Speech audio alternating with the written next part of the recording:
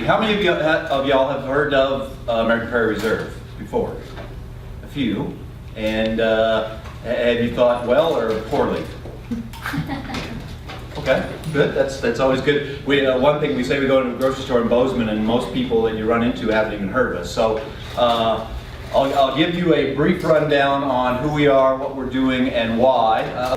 There was increasing knowledge, and it has been for a long time, that prairie conservation had not received the attention that it deserved. If you look at the grasslands of just North America, more species have been lost in the grasslands than any other North American biome.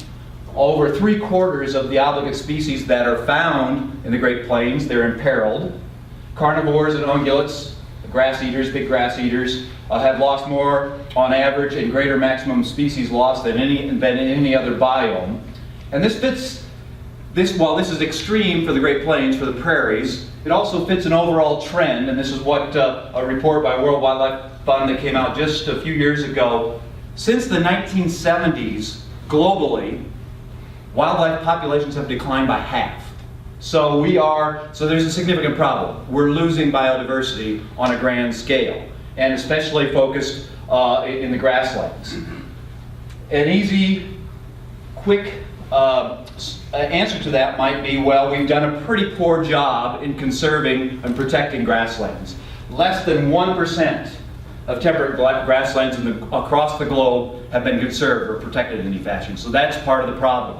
It makes sense. The grasslands are where we were just hearing about pollinators. The grasslands is where we get our bread and butter. Cattle, livestock production, and a lot of grains come from the grasslands. So we've done not a good job in conserving them. The good news is there are still some places left in the globe that we can conserve grasslands at a large scale. The Kazakh steppe in Kazakhstan, Mongolian steppe, the Patagonia steppe in South America, and right here at home in the northern Great Plains. Recent work has delved in a little more deeply into this question, and globally, there's some new work. I'm sure many of you have heard of E.O. Wilson at Harvard University, has come to believe, along with many others, that not only do we need to save for sure more than 2% of lands for conservation, the typical thinking is 15 or so percent. More and more people are thinking that we need to in some way save half of the globe to ensure conservation over the long term. The good news is that in the northern Great Plains, nature can recover at that level, and it has been conserved. So as we get deeper into this, you'll see that the habitat has been taken care of. It's the critters on the habitat that need help. So when we talk about the northern Great Plains, when I was working with World Wildlife Fund, Nature Conservancy, Wilderness Society, a bunch of conservation groups got together and looked at this question. All right, prairies are in trouble, species in the prairies are in trouble.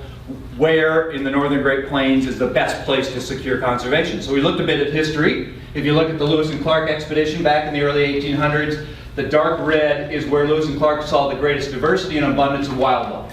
And that was here in northeastern Montana. They followed the Missouri River, of course, all the way to the west coast. This is their trip coming back. But this is where the greatest abundance of wildlife was, and a lot of that was bison. There were, as you all have, I'm sure, heard the story of bison, tens of millions of bison on the Great Plains, and so that's where they first really started encountering the large herds here in northeastern Montana. But they also started to run into other interesting critters like grizzly bears.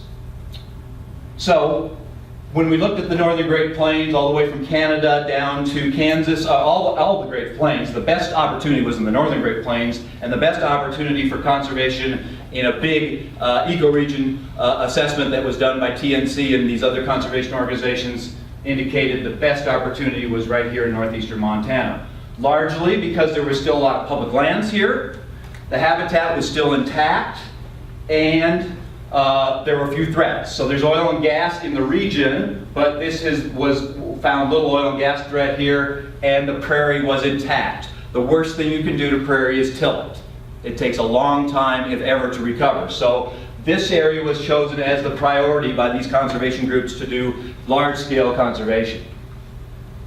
So how do you go about that? The simple way, and the way we've gone about it, some people refer to as America's best idea, is to create national parks. So starting with Yellowstone back in the 1870s, we've created quite a number of national parks in the U.S. as our premier protected areas for conservation. We stopped really doing that on a large scale back in the 50s and 60s. And in fact, since the 1970s, we've only created one large national park. So that's become harder and harder. And we're also learning it's become less effective and less effective. A recent paper that just came out looked at megafauna, so big critters, the animals I like to study because they're, and the animals people like to hear about because they're charismatic.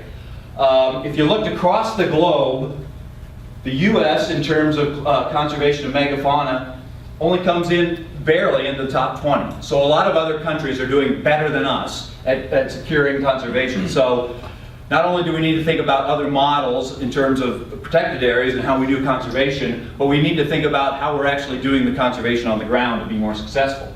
So some of those other models are, you saw one of them today, was a billionaire interested in conservation, had a lot of money, so he could buy a lot of ranches and do conservation work. There's the traditional top-down approach where the government set aside protective areas like Kazakhstan, Bhutan, Brazil. Our model that we're mostly drawing from is private philanthropy and public partnerships. So a big park in South America, you may have heard, the Tompkins, making a park called Patagonica. Gorongoso is a big park that's being created in Mozambique. Private-public partnership, the Blackfoot Challenge in western Montana, Turner. And then there's conservancies. So groups of either government or private organizations getting together and doing large-scale conservation on the classic model is from Africa, Namibia, but it's also going on in Central Asia. And then incentives, providing, so not only just setting aside the protected areas, but also providing some sort of incentives, whether they be conservation hunting, ecotourism, or direct payments. So WWF went about the next step was, all right, so we've got this big problem. We need to do conservation, we think, on a large scale to address this problem. How are you going to do it? And so WWF is not a land trust. They don't buy and hold land. So they created a land trust, which was at the time called American Prairie Foundation, that we became American Prairie Reserve. And we created a mission that was to create the largest nature reserve in the continental United States. A spectacular refuge for people and wildlife, preserved forever as part of America's heritage. So our goal is to create the biggest wildlife reserve in the lower 48. So we focus on three things. First of all is to create that land, put together a landscape, a lot of habitat so that we can do the conservation work. And that's what we've primarily been focused on since our beginning, since we started about 15 years ago, is acquiring the land. Second is restoration, which we're just now starting on, and which is the focus of my work, is to, once you've got the land base and once you've got people and ideas, then how do you put biodiversity back in place? And finally, it's important, these are all equally important components, we want this to be public accessible. So it is not a private, exclusive, donor-held reserve. This will have complete public access, including things like hunting. We'll talk about that a little bit more. So, big. We decided it has to be really big, the largest reserve in the lower 48, because what? Well, the science told us it had to be big. Our goal is about 3.5 million acres. So we put a bunch of, we do what biologists like to do, go out and capture animals and put collars on them. We did this for pronghorn, and we found that our pronghorn population was moving from southern Canada all the way south of the Missouri River here in northeastern Montana. So if you just drew a circle around that, that's 7 million acres.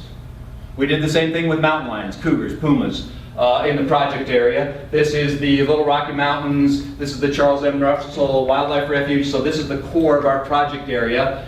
And when you looked at trying to define a viable population of cougars, that was about the same size area. And if you just take a classic look at things and look at how big areas the top predators, the umbrella species, use, you can see this is our project area. This is a few of the properties that we've acquired. They're significant areas. So if you were out today at Turner's place, the Flying D Ranch is about 100,000 acres, right? Danny told you. He probably told you there's wolves on that place. There's about one pack. There has been a pack of wolves there. And so that wolf pack uses about 100,000 acres. So that's a large landscape. If you want a viable population of them, you need at least 10 packs. So you need to have a large area to conserve them over the long term. Out on the prairies, a keystone species, a species that has big effects versus the size of its population, is prairie dogs. So a lot that happens in terms of wildlife out on the prairie is because of these guys.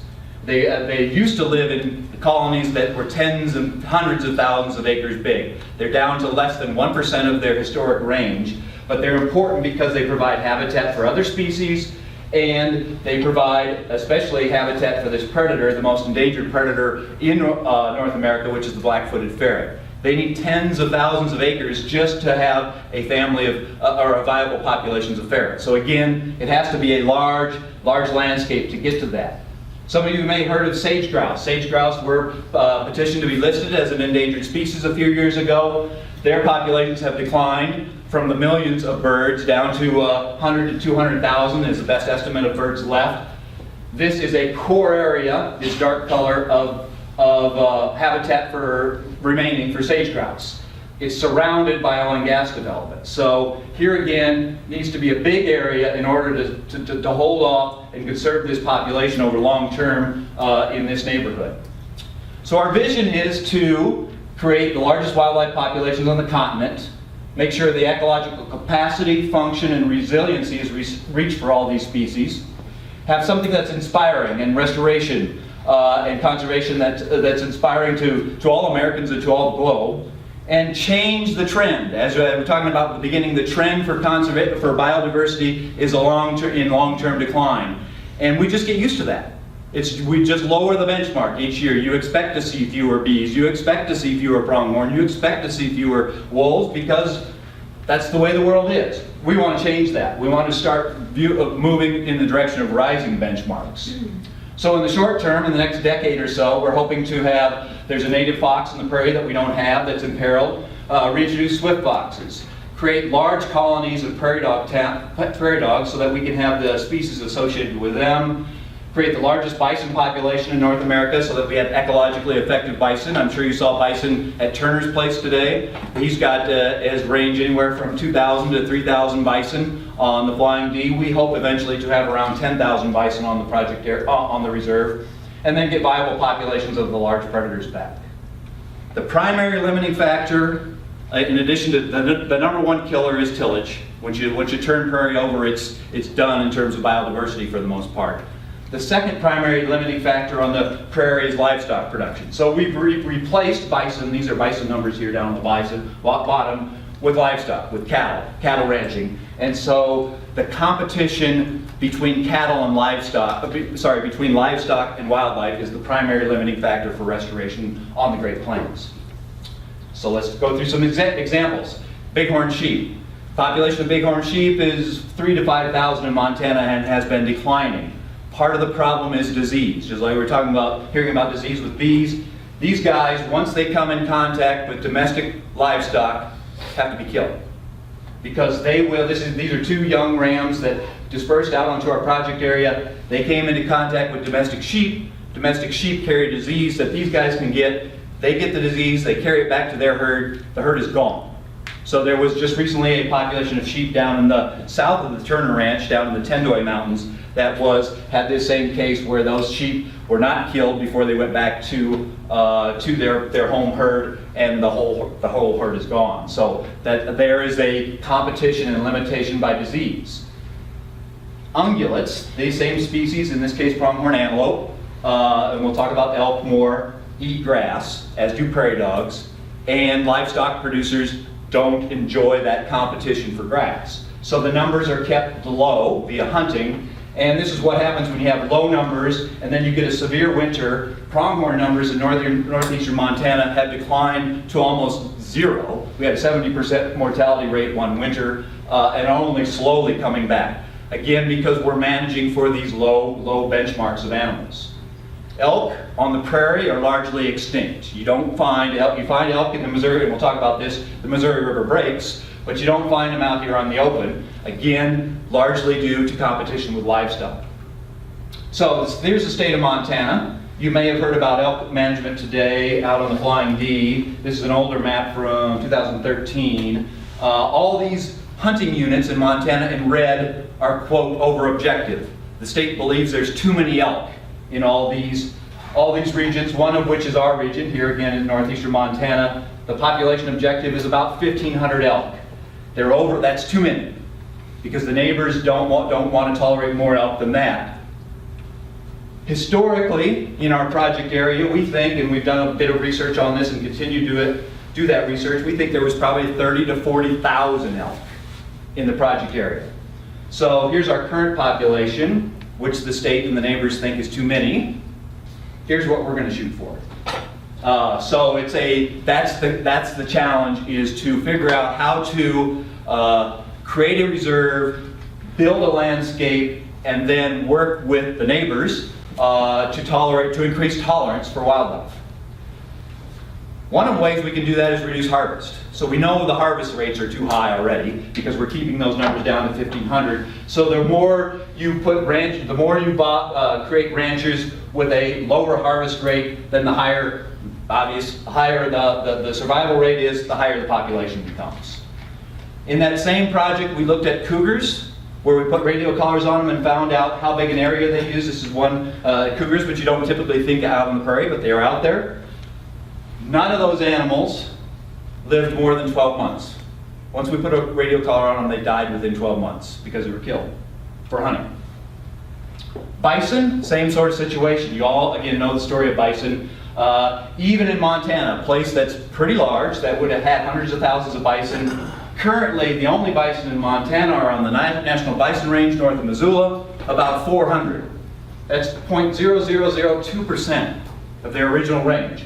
Most of the bison, like Turner's bison, although they do a great job because they have large landscapes and large space, are fenced.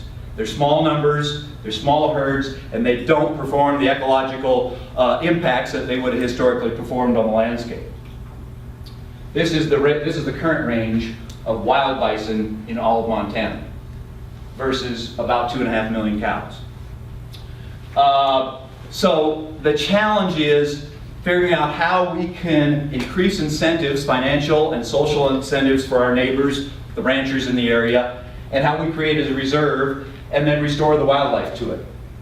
That takes partnerships, because one advantage we have that you also found that Turner has, the only good side of bison in Montana, the way they're managed, is in the short term it allows us a lot of flexibility. So all bison outside of that National Bison Range and outside of Yellowstone National Park are classed as livestock in Montana. So we can do a lot with bison because they're livestock, and we can do what we need to do with our own livestock. So what have we done, and what have we done to date? So since about the last 15 years, the model that we have is, again, looking at that landscape in northeastern Montana. The value of it was there's lots of public land there. And there's public land that's managed for wildlife, including the National Wildlife Refuge, the Upper Missouri Breaks National Monument, and just this dark brown here, our Bureau of Land Management land. So there's lots of public land, there's lots of potential to manage for wildlife. There's also a lot of ranches, big ranches, that are for sale, and they're for sale for pretty cheap. So our model is to buy up ranches as they become for sale and put them into our reserve. So these places in blue are the ranches that we've bought to date, over a little over 350,000 acres. So on our way to that goal of 3.5 million acres. When we combine the private and public lands on the ranches with the public lands that are already secured as wildlife refuges or managed for multiple use, including wildlife. This is our trend over time, how we've built the reserve. So we've got the deeded lands, we've got the leased lands that go along with them. One of the things that we've been able to do, and that happens when we're working with the Charles M. Russell National Wildlife Refuge, which is this. When we buy a ranch up here, even though this is a National Wildlife Refuge, it's grazed for cattle. So there's no bison on here, but it's grazed for cattle. But when we buy one of these ranches up here, like we've done here, and here, that means those leases, those livestock leases, go away. So we've reduced, these are animal unit months, from about 40,000 on the refuge down to about 18,000. And we're now the second, outside of the refuge, which is going to be part of the reserve, the largest wildlife reserve in the Great Plains. So we're well on our way. The model is working. The next hard part of the model is how do we restore animals on that landscape? Even though they may be ranches of our own that we can manage to some degree of our own, we still need to have these partnerships. As you probably heard about today and know about before, bison are especially controversial, and that's why our project is controversial, because bison are viewed, most bison are viewed as Yellowstone bison, and bison that are out of control to some degree, carry disease, brucellosis, and are going to damage fences, compete with livestock, and carry disease to livestock. So it's a hard puzzle to fit together, and that's why it hasn't been figured out in Yellowstone. That's why Yellowstone right now, any of the bison that go out to the park are largely either hazed back in, or when they've gone over population objectives, are surplus. Here's our bison herd, part of it.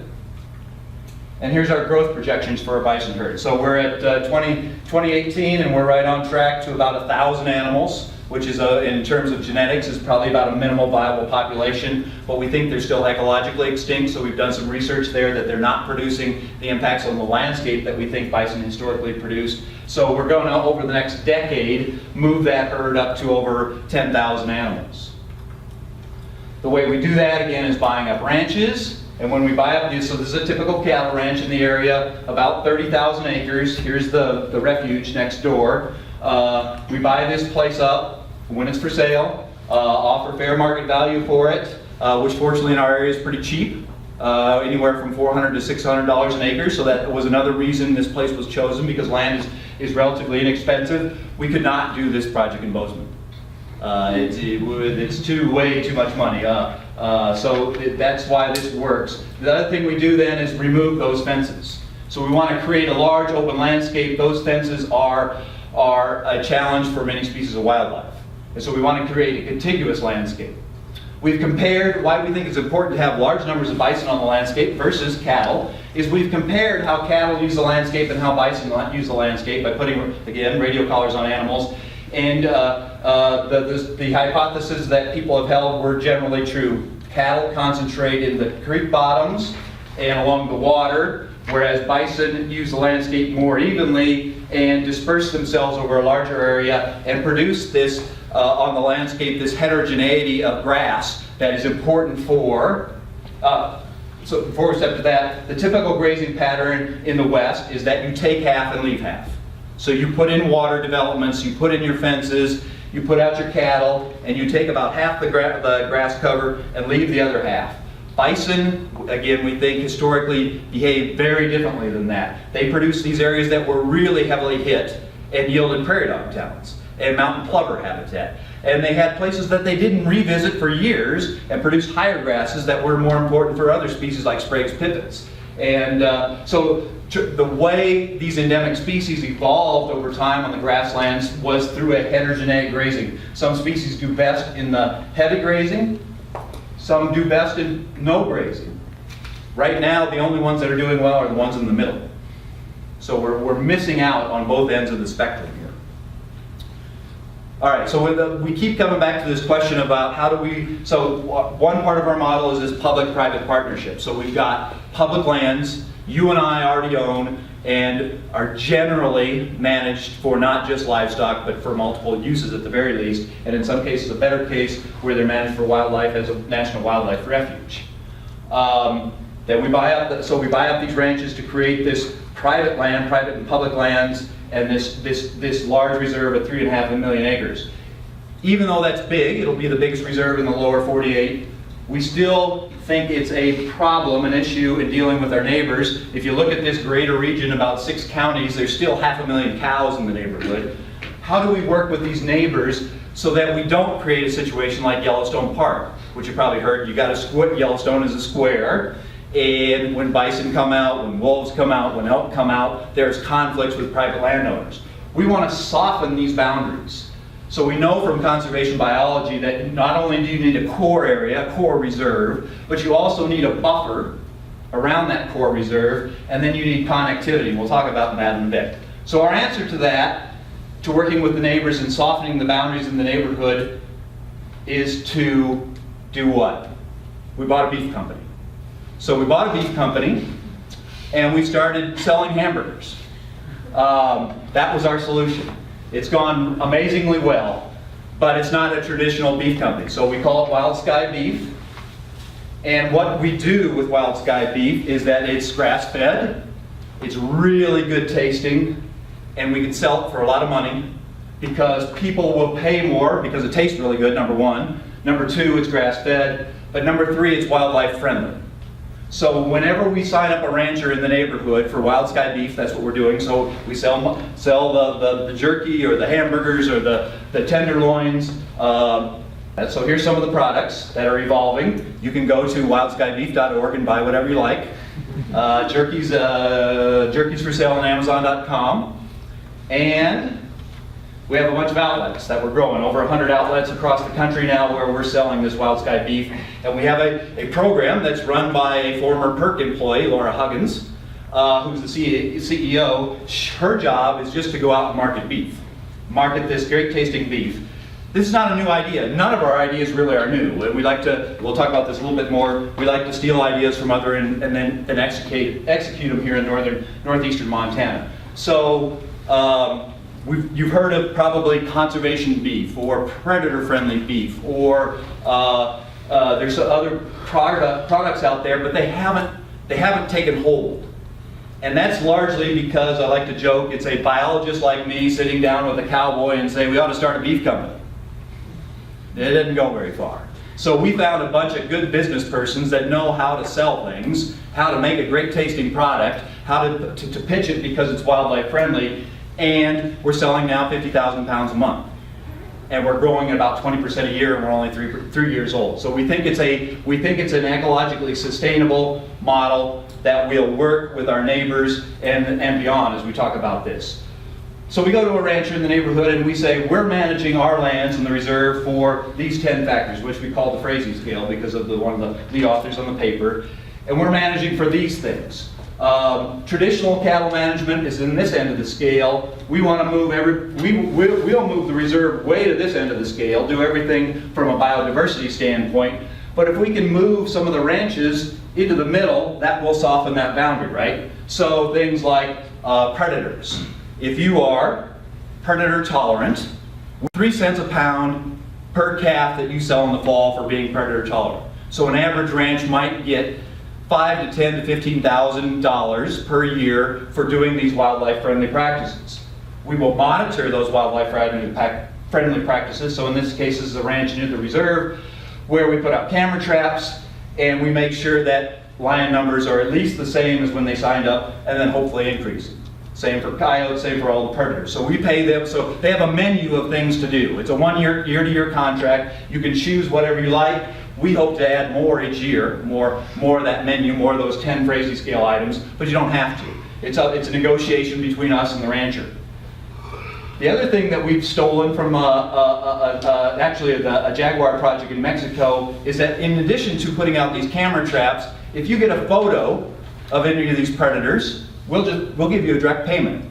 So if you get a photo of a black bear, which we have on the same ranch, we paid them directly $300. So the animals are more valuable to them alive than they are dead. So typically, ranchers manage for a few predators because predators on occasion kill livestock and are a cost to the rancher. So we're providing some financial incentive to reduce that cost. Again, it's an idea we've stolen from other places in the world where they've used in this case it was a snow leopard project where they were paying for camera trap photos, and snow leopard sign increased over time as a result of that. The next step in conservation design is that, all right, we've got the core, we're working to build the core, we're working on the buffer area now. We still don't want to become an island. Islands are bad in conservation biology. So we're out here on the prairie in eastern Montana. We don't have any wolves. We don't have any grizzly bears. The wolves and grizzly bears are over here. How do you get them over here? And so that's connectivity. So core, buffer, and then connectivity. So what you do is you put a bunch of wild sky ranches in the corridors to get connectivity. So we call this the Montana Conservation Triangle. It first came out of an idea from one of our board members who thought, you know, everybody when they come to Montana go to Yellowstone or go to Glacier, they do this circuit, and this is of course identified in if you've all heard of Yellowstone to Yukon, it's part of that corridor. But no one comes out to the prairie. how can we make this a circuit? So that was the original idea, but it also fits not only for humans, but for wildlife. How do we get wildlife moving from Yellowstone to the reserve, and then back, vice versa, and then from the Rocky Mountain front? And that's by creating wild sky ranches. And we're not going to create thousands of them. We probably won't have that much money in the short term, nor will we need to do that. We'll find stepping stones along the way, critically important habitats along the way, where we'll sign up ranchers. So for example, again, here's our project area, the west end of it. If you're a little bit familiar with Montana, these are the Little Belt Mountains, the high woods, the Rocky Mountains are over here. This is one wolf home range. We put one wild sky ranch in here, and you can connect to a wolf population that may be in the Little Belt or the high woods. So you can create that connectivity. We know the potential is there. Y'all have only been here for a week, but if you looked in the Great Falls paper, which nobody does, but some people do in Great Falls, you'll see that bears now are showing up in Great Falls. Grizzly bears. There's a pair of subadults right now, Great Falls is farther upstream, that are living on the edge of Great Falls. Moving, so the mountains are way over here, and bears now are denning out on the prairie. So bears are moving this way. In fact, we had, again, a pair of subadults that showed up here, only 50 miles from the reserve. So bears and wolves and predators are great dispersers. The problem is they get in trouble. So they can move that distance. Their biology allows them to move that distance, but when they get out here in this land of livestock and grain and beehives, they get in trouble. And so if we can so our next step is not only providing some incentives so that these guys can make their way via camera trap to the reserve, we'll also provide some tools. So we know historically, over time, people have dealt with predators. The way we dealt with them in America for the last 100 years was to kill them, to remove them. That's an easy way to not have to deal with predators. But there are methods that have worked historically in other parts of the world, including livestock guarding dogs and range riders. And we know that the losses so this is not a huge cost issue to us either. The losses to livestock over all the wolves when we did this paper was less than 0.1%. Large carnivores were only less than 3% of that cause, but yet we paid $600,000 to kill the wolves. And the cost, so almost $9,000 per person. The cost of control was 6 times the value of the livestock. And if we, for example, look at Yellowstone, tourist spending for wolves in the Yellowstone economy is estimated to be $35 million annually. So we know there is a discrepancy, a market failure between what people value and what we're doing on the ground. So things like range riders, where we can go out and spend time on the ground around livestock, that reduces the time that the cattle are out, or that the wolves or bears are around them. We know this works, and we've just now started to look at cost-benefit analysis to know that it's even cheaper than that approach of killing the predators.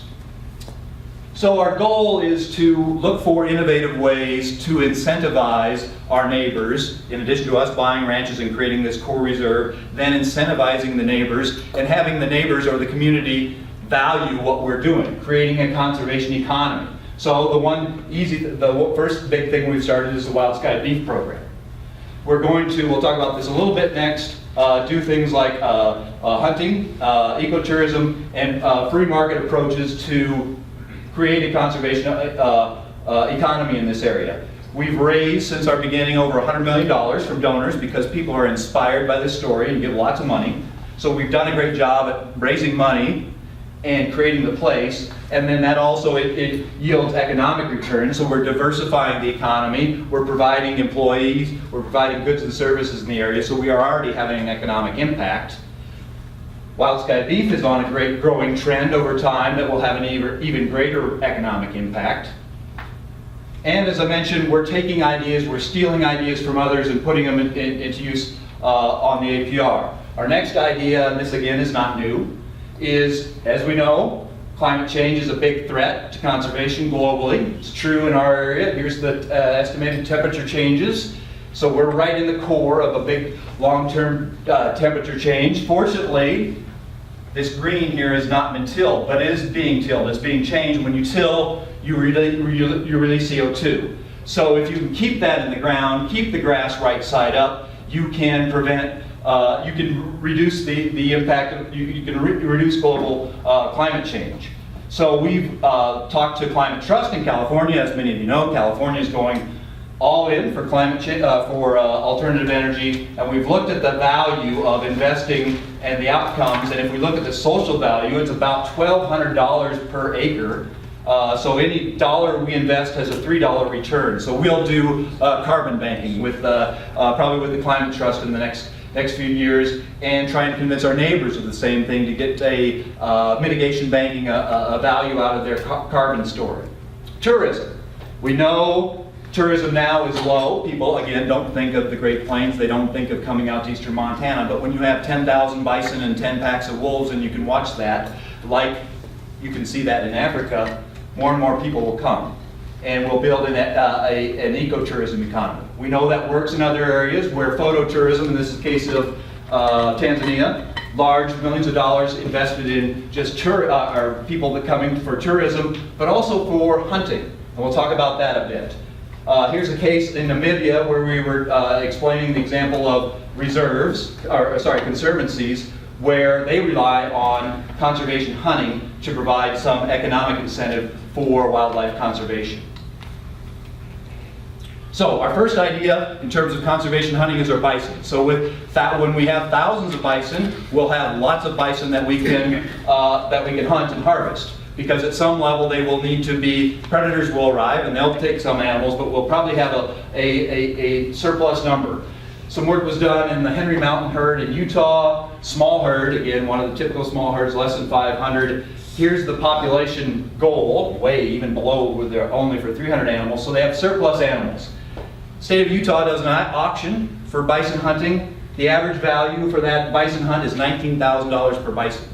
So we think there's some value to be gained from selling bison hunts. And when we have more elk, we'll sell more elk hunts. And we have more sheep, we'll sell sheep hunts.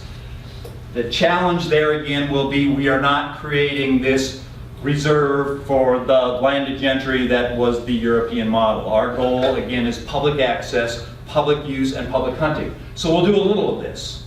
And what we'll do with the income from that is pump it right back into the local economy. We won't keep it ourselves, we don't need it. We'll pump it back into the local schools, to the local ranchers, as part of that conservancy idea. So it can provide money to the neighborhood economy and value that people see, and they don't see it as just high-end hunters, people that are willing to pay lots of money for killing a few animals, because we'll still have regular public hunting. Where you show up, and in Montana, amazingly, you pay $19 to shoot a wolf. So some of the ideas we have ahead. So this camera idea we call cameras for conservation. So we said if you got a black bear picture, we pay you $300. We're going to match that and give that to the school system. So, and then as we grow that more, we'll invest more and more of that into the communities. We'll begin our bison hunt. We have a bison herd now that's large enough that we can take off some animals. There's others that want to start conservation herds, so we can sell animals to other herds. We love the idea of selling bison to Ted Turner. I mentioned we're using this camera for conservation program to invest in schools, but also as a method to teach about science and teach about conservation. We looked at sage. We just got a project going with UC Santa Barbara looking at the mitigation banking with sage grouse, so that when there are development effects from oil and gas, there's money available, and that can be invested in sage grouse conservation. We're going to build a visitor center soon in the project area. We like this idea that we stole from Europe and from the East Coast about hut to huts. We'll soon be putting up yurts across the project area so that you can bike and hike from yurt to yurt. And we look for all of the work we do is based, it has a science basis to it, so we're looking actively, including to even MSU, for science collaborations. So, how much did the whole thing cost? I don't know where this is because I just pulled this slide today, but I know the data. The whole project, when we're all done, 20, 30 years from now, 4 million acres, the endowment to run it forever, and the people you need on the ground, the neighborhood, wild sky beef neighbors in the buffer area and in the corridors, half the cost of a football stadium. So, about $1 billion for a football stadium, $500 million for a project. This will last 10 years, not produce anything really interesting.